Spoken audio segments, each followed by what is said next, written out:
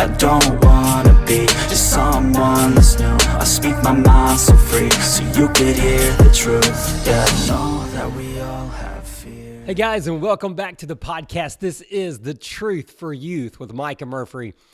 Guys, thanks for tuning in. Thanks for listening along. Today we are going to be talking about how a Christian that was even called a man after God's own heart, a man that was loyal to God, a man that wanted to please God, how could that man eventually become a murderer, a liar, an adulterer? How does that happen? How do you get from being loyal and a man after God's own heart that did everything to please God and serve God to becoming a murderer, to becoming so far from God? Well, it's strange to think about, like, how does that happen? But it happens. I'm not saying it happens, it's common in today's world, but I'm saying it's common for Christians to walk with God, and then next thing you know, they are far from where they thought they would ever be. So how does that happen? How do you get from A to B? Well, today that's what we're talking about. And it's not probably what you think. It's not you just all of a sudden change your mind, change your heart, and you just decide, you know what? I'm tired of following God. I'm just going to go do my own thing. That's normally not what happens. I'm sure that happens, but that's normally not how it goes. It's usually small compromises, little things along the way that take you a little further and a little further and a little further. And then next thing you know, you open your eyes and you are so far from the path that you originally were on. So how does that happen? Well, today we're looking at a story of King David. And King David, as I mentioned before, was called a man after God's own heart. God chose David because he was a faithful, loyal person to him, that he loved God. And he wanted to devote everything that he could. He gave him everything, gave him credit for everything, all his success, all his glory to God. Well, something changed, right? Something happened because David got off the path. And next thing you know, he's down a completely different path. So today, that's what we're going to look at. All right, so our passage today is in Acts. That's where he even talks about David was a man after his own heart. So if you look at Acts chapter 13, verses 22, this is what Paul says when he's talking about David. And he said, "And when he had removed him, he raised up David to be their king, of whom he testified and said, I have found David, the son of Jesse, a man after my heart, who will do my will." All right, so there we have it. There's David being highly esteemed by God. All right, God knew him. So 2 Samuel chapter 11, verse 1, this is the passage. "In the spring of the year, when kings normally go out to war, David sent Joab and the Israelite army to fight the Ammonites. However, David stayed behind in Jerusalem. Late one afternoon, after his midday rest, David got out of bed and was walking on the roof of the palace. And as he looked out over the city, he noticed a woman of unusual beauty taking a bath. And he sent someone to find out who she was, and he was told, 'She is Bathsheba, the daughter of Elam and the wife of Uriah the Hittite.' Then David sent messengers to get her, and when she came to the palace, he slept with her. Then she returned home. Later, when Bathsheba discovered that she was pregnant, she sent David a message saying, I'm pregnant." All right, so I skipped a few parts in there, but I hit the most important things in those first 5 verses. And actually, this whole passage, if you want to read it, it's 2 Samuel chapter 11 and then pretty much all of chapter 12. It goes through verse 24 of chapter 12. So what is going on here? Well, let's go back to the very beginning of that. It says, in the spring of the year, when kings normally go out to war. So what was the norm? Kings went out with their men to war. But David chose not to. He chose to stay behind. There's the first small compromise that we see in this passage. Now, of course, there may have been more leading up to this that we don't see, that we don't know about, but at least that is documented. It said David was supposed to be out at war, but he chose not to. He chose to stay behind. So he's compromising a little bit right there. Like, why? David was a mighty warrior. He was a great leader. So why did he not go out with his men? We're not real sure.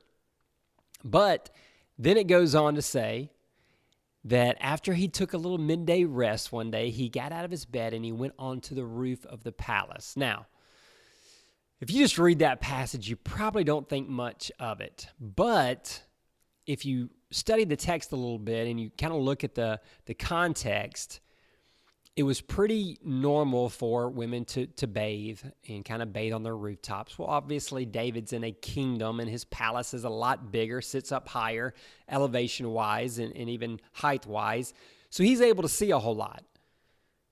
So the likelihood of him knowing that women would be bathing and he would probably have a glimpse of that is highly likely. Okay, I don't know. Maybe he was clueless, but I doubt it. David's a pretty smart man, so I'm sure he knew what was happening. So he goes up there.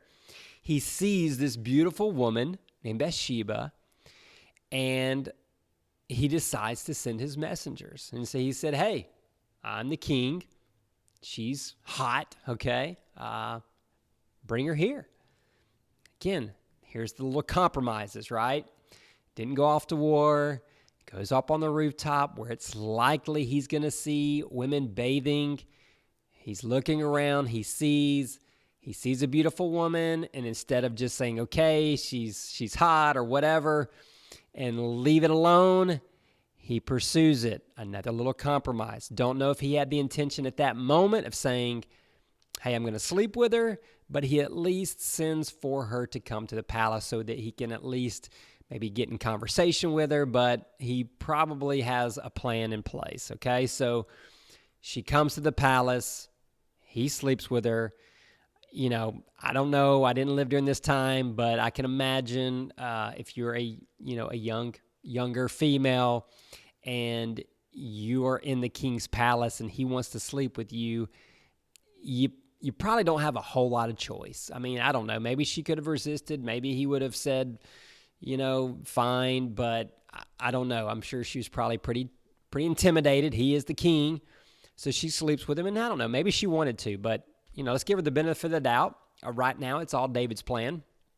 So that's what David's planning, and he does, and he sleeps with her. She goes back home, and she ends up pregnant. So she sends the message to David. David, we have a problem. I'm pregnant. So now David has to figure out what he's going to do because he wasn't supposed to be doing that, right? So he's trying to figure out, okay, I've got to cover this up. Like, nobody can find out about this. So Uriah, her husband, he's out at battle where David should be leading him, but he's not. So he devises a plan, and he says, bring Uriah back immediately. Because now he's like, hey, I need Uriah to sleep with his wife so that this baby can look like it belongs to Uriah and not me. So he gets Uriah, he comes home, and he's like, hey, man, look, take a break, go enjoy your wife, rest up a little bit and then go back out to battle. Well, Uriah is a pretty dedicated soldier, and he actually feels guilty that his men are out on the battlefields battling, and he's like, man, I can't do that. Like, I can't just come home and enjoy and sleep with my wife and all that. So he decides not to do that. Well, that's not David's plan. So David's like, uh-oh, plan A's not working. So then he brings David back, or Uriah back, like the next night or whatever, to the palace. And he's like, man, I got to get him drunk. So David gets him drunk and hopes that he'll go home drunk and sleep with Bathsheba. Well, guess what? It doesn't happen. Uriah doesn't sleep with his wife. So word gets back to David, hey, that didn't work. This man's not going to do it. He's determined to get back to battle. You've got to think of something else. So David, not sure if he just ran out of other options, but he decides that I guess he's just going to have Uriah killed, basically, like murdered. So he sends Uriah back out to battle, and then he tells his commander, hey, look, I need you to put Uriah out on the front line, and I want you to attack, but then once you're engaged in battle, I want you to basically bring everybody back, like retreat, like turn and get out of there. And you basically leave Uriah a sitting duck for the enemy. Well, that's what they devised, and that's what happened. So Uriah and several other men are out on that front line, and they go to attack. Commander pulls everybody off, and they retreat. They had no plan of actually trying to actually win that battle. The game plan was to go in there, attack, and then pull everybody out so that Uriah would die. That was the battle plan. And that's what happened, and unfortunately Uriah died, as well as other men. So not only did David kill Uriah, he killed some other innocent men just because he's trying to cover up the adultery that he had. So word gets back, Uriah is dead, Bathsheba mourns, and after the mourning period is over, well, David goes and marries Bathsheba. And he's going about life. Well, God's not happy, obviously. So God lets his prophet Nathan know the truth and tells Nathan. And so Nathan calls out David. And it's kind of a neat little story how he does that. But basically, he calls David out, and in a way that makes David realize what he's done. Because I think, David was kind of in this little fantasy world of just kind of doing his own thing and wasn't really, necessarily paying attention. And when Nathan calls him out, his eyes are opened, the blinders are off, and he realizes, what have I done? Like, how have I gotten to this point? Like, I was in this great relationship with God where everything I did was centered and focused on God. And now here I am. I've committed adultery. I've lied. I've schemed. And now I've committed murder. Like, what have I become? And he truly is sorry, and he mourns, and he repents, and he knows God's judgment is coming, and God does, have some punishment for David and Bathsheba, but ultimately, David comes back around to God and is like, you know what, that's justified in what you've done, God. I sinned, I messed up, and I'm truly sorry. But it just goes to show you, I really don't believe David would have ever gone from walking with the Lord and being a man after God's own heart. It said a man that was loyal to doing God's work, to becoming a murderer. It doesn't just happen overnight. Again, it can, but the majority of the time, it's a slow, steady process of little compromises. Just a little bit here, and then a little bit here, and then a little bit here, and next thing you know, you are way, way off the path. We can even look in terms of people today, and I for some reason, I regularly think about alcoholics and drug addicts. Like, good and well, none of the drug addicts in this world and none of the alcoholics set out to be that. Like, I guarantee you, none of those people set out to do that. I mean, maybe there was one or two weirdos that wanted to do that. But come on, majority of those people, that's not what their intention was. When they took that first, hit of drugs, whatever it was, and even however small it was, maybe it was smoking just a little bit of weed, right? It's an innocent drug, quote unquote.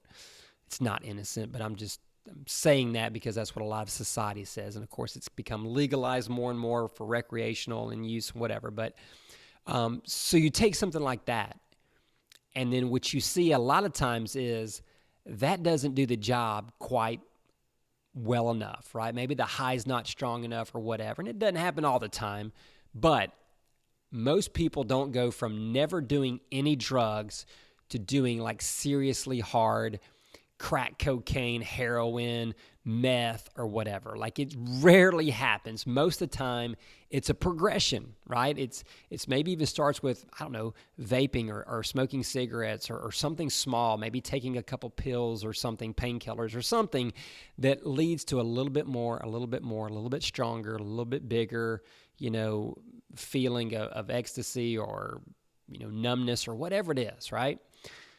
But those people never took that first hit or first high or whatever it was saying, man, I'm going to end up a drug addict.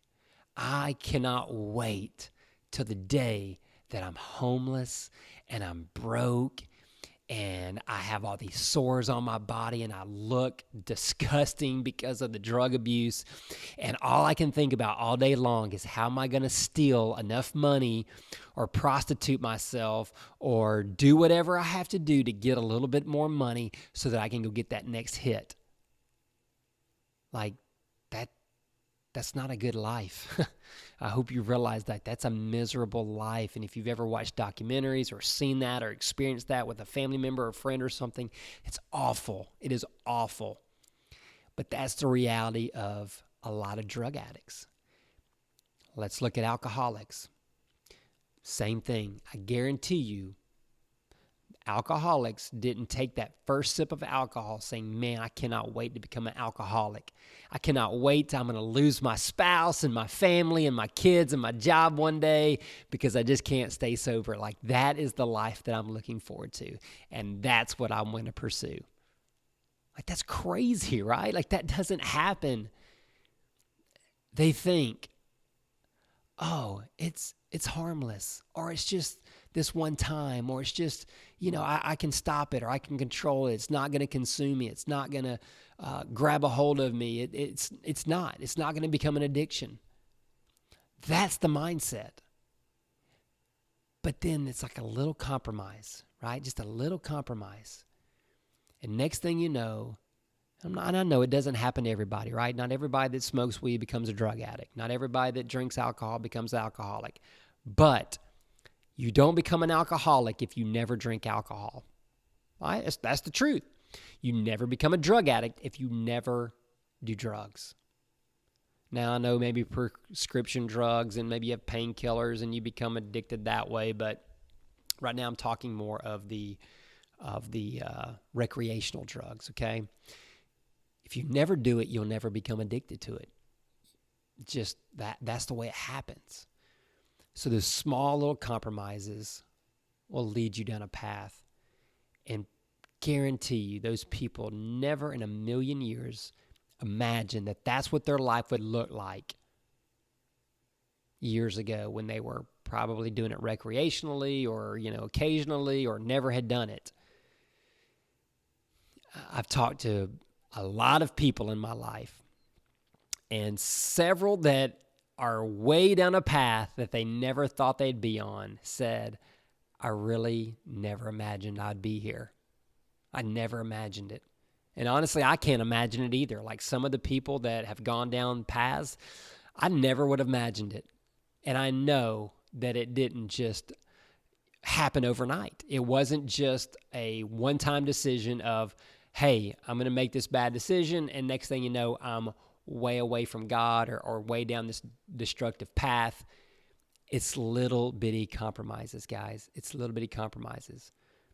Another little analogy: have you ever gotten lost? Whether you're driving or in the woods. I remember as a kid, I used to always go play in the woods with friends.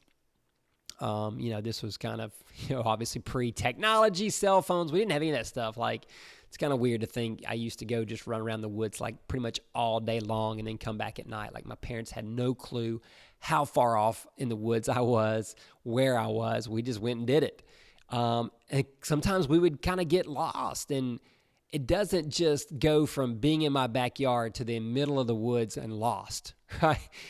No, it's little bitty steps along the way. Like, I would start following a path, and then maybe I'd take a left or a right or this turn or that turn, or I go over this hill and down this valley and follow the creek this way.